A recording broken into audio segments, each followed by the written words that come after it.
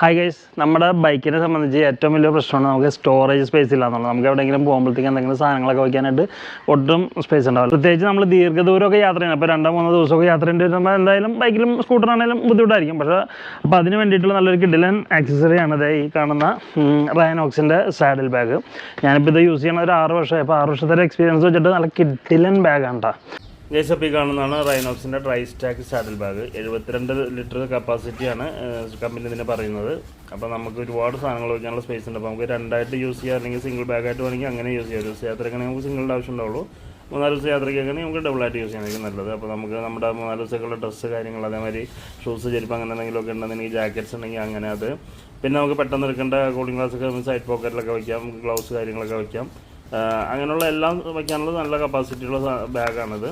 പിന്നെ നമുക്ക് ഏറ്റവും അത്യാവശ്യം വരുന്ന വാട്ടർ ബോട്ടിലൊക്കെ വെച്ചിട്ട് അതും ലോക്ക് ചെയ്ത് വെക്കാൻ പറ്റുന്ന ബെൽറ്റും കാര്യങ്ങൾ ടൈറ്റായിട്ട് ചാടിപ്പോകുന്നുള്ള പേടിയൊന്നും വേണ്ട. പിന്നെ ഏറ്റവും പ്രത്യേകത വെച്ചിട്ടുണ്ടെങ്കിൽ ഒരു തുള്ളി വെള്ളം പോലും കയറാത്ത രീതിയിലുള്ള അത്രയും നല്ല വാട്ടർ പ്രൂഫിങ് സെറ്റപ്പാണ് ഈ ബാഗിനുള്ളത്. നല്ല കിട്ടില്ല സെറ്റപ്പാണ്. എന്നിട്ട് ഇത് രണ്ടും കൂടി ഇതേമാതിരി ടൈ ചെയ്തതിന് ശേഷമാണ് നേരെ എടുത്ത് സീറ്റിൻ്റെ മുകളിലോട്ട് നമ്മൾ എടുത്ത് വയ്ക്കുകയാണ് ചെയ്യുന്നത്.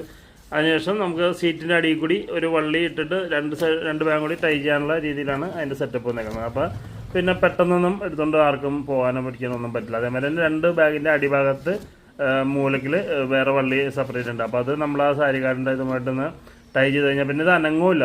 ഓട്ടത്തിൽ എത്ര കട്ടറൊക്കെ ചാടിയാലും ഒരു അനക്കം പോലും സംഭവിക്കില്ല, അത്ര സ്ട്രോങ് ആയിട്ടിരുന്നോളും.